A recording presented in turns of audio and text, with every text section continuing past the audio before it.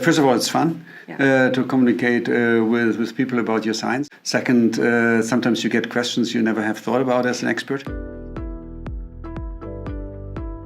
The Donders Institute is kind of a large virtual institute across several faculties of the university in Nijmegen, and it also has a close link to the Max Planck Institute and the Center for Language Studies. So what we are concerned about is how the brain works, or how the mind works in the end, and we try to understand that by understanding better the brain in all different ways.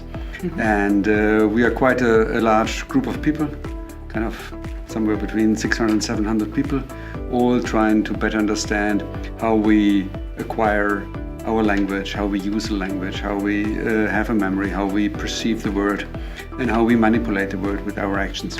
We think one of our key tasks in interacting with the outside world is communication with the broad public, because we think that in recent years or decades more, like 25, 30 years, we have seen quite an increase in insight into how the brain works, and we expect that this will go on for quite some time. And that changes quite a bit about how we perceive ourselves as human beings and perceive our behavior.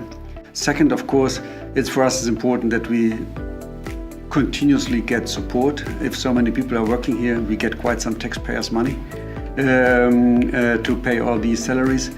And that means that we need also support from the people that pay the taxes in the end. And therefore I'm eager to tell them what we do with that money, and that we do very useful things. First of all, it's fun to communicate with people about your science. Second, sometimes you get questions you never have thought about as an expert. And that is kind of, can be quite intriguing. If you give a lecture to kids, they came up sometimes with crazy questions you have never thought about before, and they might be sometimes even helpful. I would go to the black holes, because first of all, that we don't know what most of the matter in our universe is, still don't know. I think that's absolutely fascinating. And after, I don't know, more than 100 years, I think, predicting the existence of black holes and now having the proof and a huge team science effort, I think that's fascinating and absolutely interesting, and that people from Nijmegen, colleagues from Nijmegen, are in the leading positions in these type of research. I would certainly go there. Indian Pale Ale can be quite good and has a nice history to it, and a good Guinness is also always nice.